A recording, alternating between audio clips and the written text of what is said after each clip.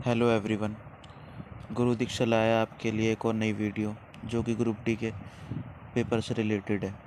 जैसे कि आपको बताया गया था कि साइंस के हम 1000 प्लस क्वेश्चंस आपको करवाने वाले हैं, जिसकी सीरीज़ में ये दूसरा पार्ट है। इस दूसरे पार्ट को हम स्टार्ट करेंगे। चलिए शुरू करते हैं। यह है हमारा क्वेश्चन नंबर 11। निम्नलिखित युग्मों में से किन भौतिक राशियों के समान विमीय सूत्र नहीं होते हैं या नहीं हैं? तो इसमें सिर्फ हम क्वेश्चन आंसर आपको कराने वाले हैं, जिसमें 1000 प्लस क्वेश्चंस होंगे। ठीक है, और ये हमारी सीरीज़ का पार्ट 2 है। ये कौन सा है? पार्ट 2 है। इसमें हम क्वेश्चन और आंसर्स कराएंगे सिर्फ। अगर आप इसकी डिटेल्स वीडियो देखना चाहते हो कि विमीय सूत्र क्या होते हैं, नॉर्मल फार्मूले क्या होते हैं, और भी जो आगे इसमें डिटेल में बताया जाएगा जो भी है, वो उसके लिए आप कमेंट कर सकते हैं। कमेंट में आप बता सकते हैं हमें, उसकी वीडियो आपके लिए ला देंगे हम। इसका आंसर है आंसर नंबर ए, बल एवं दाब के जो विमीय सूत्र होते हैं वो समान नहीं होते हैं। ठीक है, ये आरआरबी 2002 में आया हुआ क्वेश्चन है। आप देख सकते हैं हमने वीडियो बनाने में टाइम इसलिए लिया क्योंकि हम क्वेश्चंस कलेक्ट कर रहे थे। प्रीवियस ईयर क्वेश्चंस जो आपके लिए इम्पोर्टेंट बन सकते हैं वो हमने कलेक्ट किए हैं, यहाँ पर वो हम लाए हैं। तो सभी क्वेश्चंस जेन्युइन हैं, सभी आपके पेपर में ये नहीं कह रहा सभी आएंगे, लेकिन सभी इम्पोर्टेंट क्वेश्चन हैं। आप अगर पढ़ के जाएंगे तो हमारी गारंटी है इसमें से क्वेश्चंस आपको 100% देखने को मिलेंगे। क्वेश्चन नंबर 12 की तरफ चलते हैं। क्वेश्चन नंबर 12 में कहा है अदिश राशि है। अदिश राशियाँ क्या होती हैं, सदिश राशियाँ क्या होती हैं? अगर ये वीडियो आप देखना चाहते हो, इसकी ट्रिक आपको जाननी है तो आप हमें कमेंट कर सकते हैं। फ़िलहाल हम सिर्फ क्वेश्चन और आंसर पर फोकस करेंगे। तो क्वेश्चन नंबर 12, अदिश राशि है। अदिश राशि क्या होती है?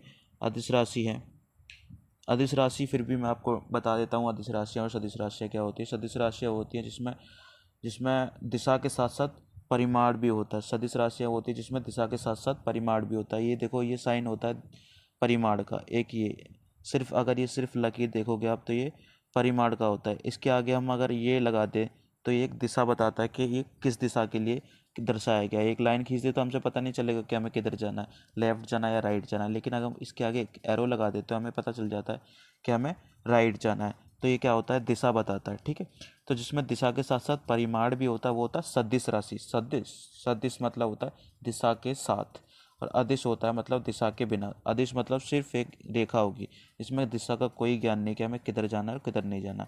ये भी आरआरबी ने 2002 में दिया था। ऐसा नहीं है कि आरआरबी रेलवे बोर्ड जो है वो हार्ड ही क्वेश्चन पूछेगा आपसे, वो इजी क्वेश्चन भी पूछ सकता है, जिसके लिए आपको तैयारी करनी ही होगी। ठीक है, तो इसका आंसर हो जाएगा हमारा ऊर्जा। ठीक है, ऊर्जा एक अदिश राशि है। ऊर्जा की कोई दिशा नहीं होती, किसी भी दिशा में आप ऊर्जा लगा सकते हैं। ठीक है, क्वेश्चन नंबर 13 की तरफ चलेंगे हम। 13 में बोला गया है निम्नलिखित में से सदिश राशि है। सदिश राशि है तो सदिश राशि आप बता सकते हैं वेग। वेग क्या जो है इसमें सदिश राशि है। देखो, एक होता है वेग, ठीक है, एक होता है वेग, थोड़ा सा बता देते हैं हम आपको, और एक होता है चाल। ठीक है, वेग और चाल में क्या डिफरेंस होता है इसको हम देते हैं। वेग क्या होता है? एक सदिश राशि होती है। चाल जो है वो क्या होता है? अदिश राशि होती है दोनों सेम, दोनों के मात्रक सेम है, विमीय सूत्र सेम है। ठीक है, और दोनों है भी सेम, बस फ़र्क जो होता है वो क्या होता है? दिशा का फ़र्क होता है। वेग में दिशा होती है इसलिए वो सदिश राशि होती है, और चाल में दिशा नहीं होती है इसलिए चाल जो होती है वो अदिश राशि होती है। लेकिन दोनों जो हैं वो क्या है? सेम है। तो इसका आंसर हो जाएगा हमारा राइट आंसर वेग। ये भी आरआरबी 2004 में पूछा गया है। क्वेश्चन नंबर 14 की तरफ चलेंगे। 14 में पूछा गया है शून्य में स्वतंत्र रूप से गिरने वाली वस्तु का। शून्य में इसका अर्थ जो है, शून्य में का अर्थ है मतलब जहाँ ग्रेविटी ज़ीरो हो। ग्रेविटी जो हो क्या हो? ज़ीरो हो। ग्रेविटी ज़ीरो हो तो वहाँ पर स्वतंत्र रूप से गिरने वाली वस्तुओं का समान गति से मतलब जिनकी गति है वो समान होती है, उनका वेग समान होता है, समान त्वरण होता है, या समान बल होता है। स्वतंत्र रूप से जीरो ग्रेविटी में गिरने वाली जो वस्तु होती है उसके लिए समान क्या होता है? तो उसके लिए समान जो होता है वो त्वरण होता है, ठीक है। एक्सेलरेशन जो होगा उसके लिए वो समान होगा, ठीक है। इसे भी याद रखेंगे। क्वेश्चन नंबर 15 की ओर बढ़ेंगे अब। 15 में पूछा गया है 15 में पूछा गया है किसी भी स्थिर या गतिशील वस्तु की स्थिति और दिशा में तब तक कोई परिवर्तन नहीं होता है जब तक उस पर कोई बाह्य बल सक्रिय ना हो। यह किसने कहा था? देखो, आपने पढ़ा होगा न्यूटन के गति के नियम, ठीक है। न्यूटन की गति के नियम, न्यूटन ने 3 गति के नियम दिए, ठीक है। उसमें से एक कौन सा नियम है जो जिसमें कहा गया है कि कोई भी वस्तु जो है तब तक आगे नहीं बढ़ेगी, मतलब तब तक उसकी स्थिति में परिवर्तन नहीं होगा अगर वो स्थिर अवस्था में है, ठीक है, रुकी हुई है, स्थिर अवस्था में है, विराम अवस्था जिसे हम बोलते हैं साइंस की भाषा से, अगर उसमें है तो तब तक उसमें रहेगी जब तक कोई बाह्य फोर्स उस पर नहीं लगाया जाता है, उसे गति में नहीं लाया जाता है। तो यह कथन कौन से नियम का है, ठीक है, इसे आप बताएंगे ये कौन से नियम का कथन है। तो ये न्यूटन की गति विषयक प्रथम नियम है। तो न्यूटन की गति का ये पहला नियम है। पहला ही नियम जो न्यूटन की गति का है वो यह था कि कोई भी वस्तु अपनी स्थिति में तब तक रहेगी जब तक कि उस पर कोई बाह्य बल नहीं लगाया जाता। ऐसा नहीं है कि सिर्फ विराम अवस्था के लिए है। अगर कोई वस्तु गतिशील अवस्था में है तो आप उस पर बाह्य बल लगाकर उसे रोकेंगे। अगर कोई बॉल आपके ओर आ रही है तो आप उसे कैसे रोकेंगे? हाथों से बल लगाकर, ठीक है। अगर आप नहीं है सामने, फिर भी अगर वो चलती जा रही है, फिर भी एक स्थिति पे जाके वो रुक जाएगी। वो ऐसा होता है क्योंकि उस पर बल कार्य करता है। एक बल जो होता है घर्षण बल होता है, जो ज़मीन पे बॉल पे लगता है, ज़मीन और बॉल के बीच लगता है, ठीक है, जो बॉल को रोकने का कार्य करता है। डिटेल वीडियो आपको चैप्टर वाइज लाते जाएंगे। ये क्वेश्चंस आपको इसलिए दिए जा रहे हैं क्योंकि बच्चे के पास अभी टाइम नहीं है, तो उन्हें जितने क्वेश्चंस याद करने के लिए मिल जाएँ वो उन्हें याद करते चले जाएंगे और पेपर में उनके लिए आसानी होगी। अगर हम चैप्टर वाइज पढ़ाएंगे, डिटेल से पढ़ाएंगे तो टाइम नहीं है, टाइम किसी के पास नहीं है इस टाइम पे। कई बच्चों के पेपर हैं जो शेड्यूल्ड हैं, ठीक है, इस मंथ है, किसी के नेक्स्ट मंथ है। मैक्सिमम 25 डेज़ टाइम है बच्चे के पास, मैक्सिमम। मिनिमम तो एक दिन भी नहीं है, शायद किसी का कल ही पेपर हो। तो इसलिए सिर्फ क्वेश्चन आंसर पर फोकस कर रहे हैं। क्वेश्चन आंसर पे जो हमें 1000+ क्वेश्चन आंसर्स आपको प्रोवाइड कराने हैं उस पर फोकस कर रहे हैं, ठीक है। अगले क्वेश्चन की तरफ चलेंगे हम। क्वेश्चन नंबर 16, रॉकेट का सिद्धांत कार्य करता है। रॉकेट का सिद्धांत किस पर कार्य करता है? तो संवेग संरक्षण के नियम पर जो है रॉकेट का सिद्धांत कार्य करता है। आरआरबी द्वारा रेलवे ग्रुप डी या फिर रेलवे बोर्ड द्वारा 2003 में पूछा गया क्वेश्चन है। आपके लिए इजी होगा, बहुत से लोगों के लिए इजी होगा, लेकिन आप रिवीजन करके नहीं जाते, इजी क्वेश्चन नहीं पढ़ के जाते। मैं बार बार यही बात कहता हूँ कि जो इजी क्वेश्चन नहीं पढ़ता है उन्हें ऐसा लगता है पेपर में बैठ के कि हाँ ये क्वेश्चन मेरा देखा हुआ है, इसे मैं जानता हूँ, लेकिन इस करेक्ट आंसर मुझे नहीं पता है। तो ये आपके साथ नहीं होना चाहिए। आप बस एक झलक इस वीडियो को देख लीजिए ताकि आपका रिवीजन हो जाए, बस रिवीजन के लिए। फिर उसके बाद आप मतलब ऑप्शंस में धोखा नहीं खाएंगे, आपको करेक्ट ऑप्शन पता होगा कि इसका करेक्ट ऑप्शन क्या है। क्वेश्चन नंबर 17 की तरफ चलेंगे हम। अश्व यदि एकांक चलना प्रारंभ कर दे तो अश्वारोही के गिरने की आशंका का कारण है। अश्व का मतलब होता है घोड़ा। अगर घोड़ा एकदम से चलना शुरू कर दे, जैसे आपने देखा होगा कि कोई बस है, गाड़ी है, या फिर बाइक पे हम एकदम से गियर डाल के एकदम से स्टार्ट कर देते हैं, तो जो पीछे वाला होता है अश्वारोही होता है, मतलब घोड़े पर उस सवार, ठीक है। या फिर हम बाइक पे बैठे हुए, हमारे पीछे कोई दोस्त बैठा हो, एकदम से झटका आ जाता है पीछे के लिए, ठीक है, तो ये उसके गिरने की आशंका हो जाती है। गिरने वाला होता है वो किसके कारण होता है, तो आप ये बताएंगे। तो ये इसका आंसर आप दे सकते हैं, वैसे इजी है लेकिन फिर भी हम आपको बताएंगे। तो इसका आंसर होता है विश्राम जड़त्व। जड़त्व आपने पढ़ा होगा। जड़त्व का नियम किसने दिया था? गैलीलियो ने दिया था जड़त्व का नियम। तो जड़त्व क्या होता है? डिटेल आपको दे देंगे, कोई बात नहीं, इसमें आप क्वेश्चन आंसर पढ़ते जाइए। डिटेल के लिए फिर आप अंदर घुसते चले जाते, ज़्यादा बड़ी हो जाएगी वीडियो। आप क्वेश्चन आंसर पढ़िए ओनली, ठीक है। अगले क्वेश्चन की तरफ चलेंगे। क्वेश्चन नंबर 18 है हमारा। क्वेश्चन नंबर 18, शरीर का वजन। अब इसे ऑप्शन से करेंगे। देखो, इसे भी आरआरबी, हम वही क्वेश्चन लाए हैं, आप इसे देख सकते हैं। आरआरबी ने जो भी पेपर लिया है रेलवे बोर्ड ने 2006 में, आप उसमें देख सकते हैं कि ये क्वेश्चन आया है या नहीं आया है। आप कमेंट करके बता दीजिए हमें कि हाँ हमने इसमें गलत कोई भी जो डेट डाली हुई है, ठीक है। सारी जेन्युइन है, एक एक क्वेश्चन आपके लिए ढूंढे गए हैं बड़ी मेहनत से, ठीक है। तो आप इसे देखिए, रिवीजन कीजिए अपना। शरीर का वजन पृथ्वी की सतह पर सभी जगह पे एक समान होता है। आप ये भी जानते हैं कि पृथ्वी सतह पर एक समान नहीं होता है, ठीक है। ध्रुवों पर और पोलों पे अगर आप जाओगे तो वहाँ अलग होगा, ठीक है। और अगर भूमध्य रेखा पर अगर आप आते हैं तो वहाँ अलग होगा, ठीक है। ध्रुवों पर अधिकतम होता है, विषुवत रेखा पर अधिकतम होता है, या मैदानों की तुलना पर पहाड़ियों पर अधिकतम होता है। तो इसका राइट जो आंसर होगा वो क्या होगा, ध्रुवों पर अधिकतम होता है। वजन वजन और वजन मतलब भार, वेट, और द्रव्यमान इसमें भी आपको जो डिफरेंस है वो जानना होगा कि वेट क्या होता है, ठीक है। वेट क्या होता है, द्रव्यमान क्या होता है, हमारा जो द्रव्यमान होता है वो क्या होता है। इन दोनों में आपको फ़र्क जानना होगा कि इनमें क्या क्या फ़र्क होता है, ठीक है। वेट जो होता है उसमें एम मास और जी,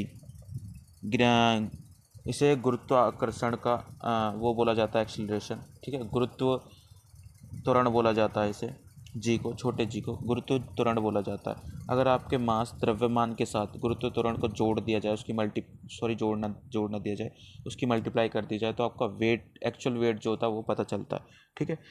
मास जो है हर जगह सेम रहता है, मास कभी चेंज नहीं होगा, मास जो है वही रहेगा, लेकिन जो वेट है वो चेंज होता रहेगा आपके अकॉर्डिंग टू गुरुत्व त्वरण, ठीक है। जहाँ भी गुरुत्व त्वरण अधिकतम होगा वहाँ अधिकतम होगा, जहाँ कम होगा वहाँ कम होगा, ठीक है। तो ध्रुवों पर आपको पता है गुरुत्व त्वरण जो है वो अधिकतम होता है, 10 होता है, ठीक है। इसलिए ध्रुवों पर जो होता है शरीर का वजन बढ़ जाता है, वेट जो है बढ़ जाता है, ठीक है। क्वेश्चन नंबर 19 की तरफ चलेंगे हम।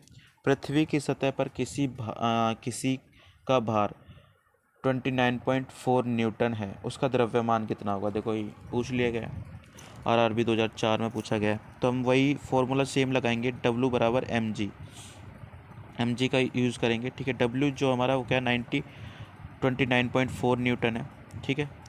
M कितना है, M हमें पता करना है, और G को हम, अगर हमारे पास G नहीं होता तो हम इसे 9.8 मान लेते हैं, ठीक है। अगर हमारे पास G नहीं है तो हम इसे 9.8 मान लेंगे, और यहाँ पर हम क्या रख लेंगे, M, ठीक है। अब इसे हम क्या करेंगे, एक सेकंड, ये जो है फालतू मिटो दूँ मैं, ठीक है। अब यहाँ करते हैं इसे 9.8 से जो है इसे डिवाइड करेंगे, कितनी बार जाएगा, 9 एकम 9, 9 दूनी 18, 9 तिया 27, 3 बार जाएगा, ठीक है। 3 बार जाएगा तो जो हमारा मास होगा, जो हमारा द्रव्यमान वो होगा, वो कितना होगा, 3 kg का, 3 kg का, ठीक है। 3 kg का होगा, तो इसका राइट आंसर जो हो जाएगा वो क्या हो जाएगा, 3 kg, ठीक है। कन्फ्यूज़ नहीं होगा, अगर कोई भी कन्फ्यूज़न आपको है तो आप हमें कमेंट में बता सकते हैं। क्वेश्चन नंबर 20 की तरफ चलेंगे हम, ये लास्ट क्वेश्चन है, इस पे ध्यान देंगे। एक अंतरिक्ष यात्री पृथ्वी तल की तुलना में चंद्र तल पर अधिकतम ऊंची छलांग लगा सकता है, क्योंकि। अब आप इसका आंसर भी दे सकते हैं ऐसा क्यों होता है। आपको पता है कि पृथ्वी पर गुरुत्वाकर्षण बल अधिकतम होता है अकॉर्डिंग टू चंद्रमा के, ठीक है।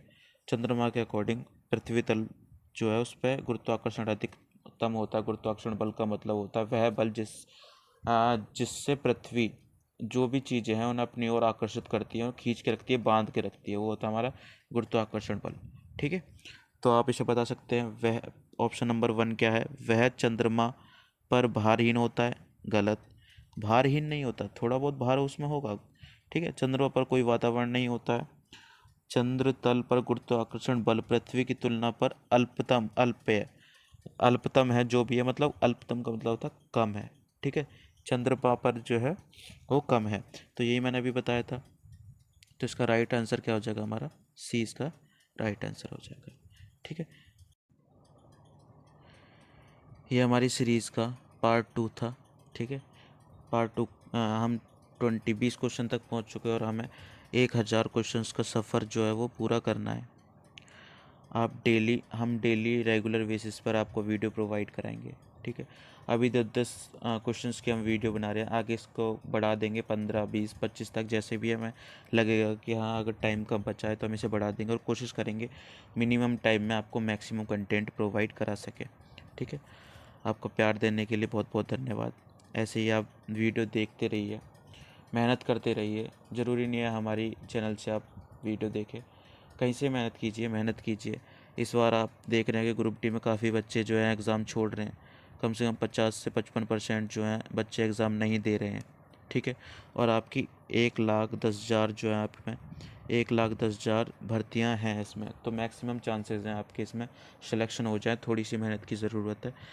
70 से 75 के बीच में आपकी कट ऑफ जो है वो जनरल की रहेगी, इसमें 100% श्योर है।